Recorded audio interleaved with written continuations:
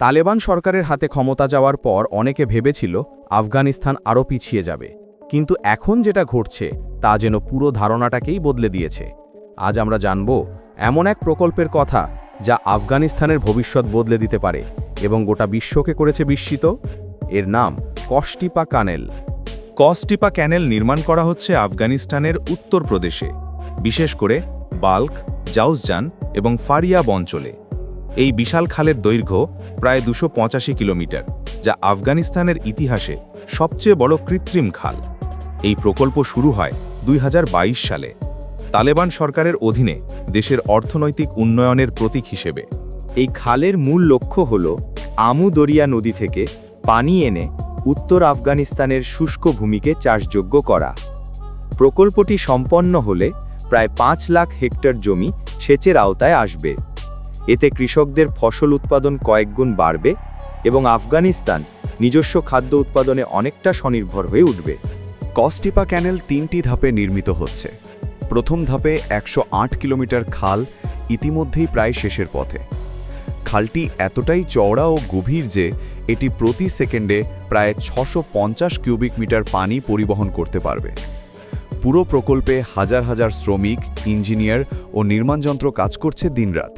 দীর্ঘ যুদ্ধ, দারিদ্র্য ও অনিশ্চয়তার মধ্যে এই প্রকল্প এখন আফগান জনগণের কাছে এক নতুন আশা।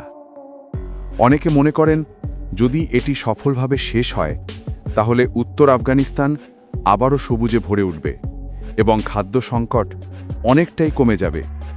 এমনকি অনেক তরুণ এখন কৃষিক্ষেত্রে ফিরে আসার কথা ভাবছে।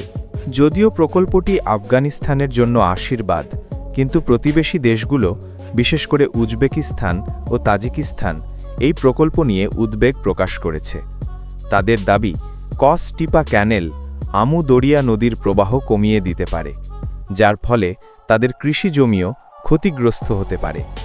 বিশেষজ্ঞরা বলছেন যদি পানি ব্যবস্থাপনা সঠিকভাবে করা না হয় তাহলে ভবিষ্যতে আঞ্চলিক জলবিবাদ তৈরি হতে পারে। এই প্রকল্প শুধু কৃষির নয়, আফগানিস্তানের অর্থনীতির জন্য অত্যন্ত গুরুত্বপূর্ণ।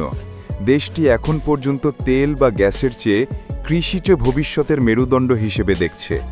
তালেবান প্রশাসন বলছে এই প্রকল্প দেশের কর্মসংস্থান, খাদ্য নিরাপত্তা এবং স্থিতিশীলতা আনবে। এছাড়াও এটি আফগানিস্তানকে আঞ্চলিক বাণিজ্যে নতুন অবস্থান এনে দিতে পারে।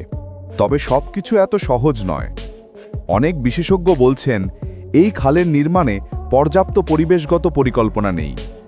এছাড়া তালেবান সরকারের আন্তর্জাতিক স্বীকৃতি না থাকায় বিদেশি সহায়তা খুব সীমিত।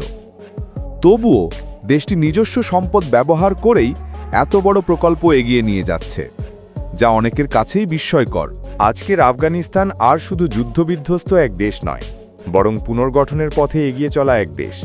কসটিপা ক্যানেল যদি সফলভাবে শেষ হয় তাহলে এটি শুধু এক খাল নয়, এটি হবে এক জাতির নতুন সূচনা। এটাই হয়তো প্রমাণ করবে পরিস্থিতি যতই কঠিন হোক না কেন, উন্নতির পথ খুঁজে নেওয়া সবসময় সম্ভব।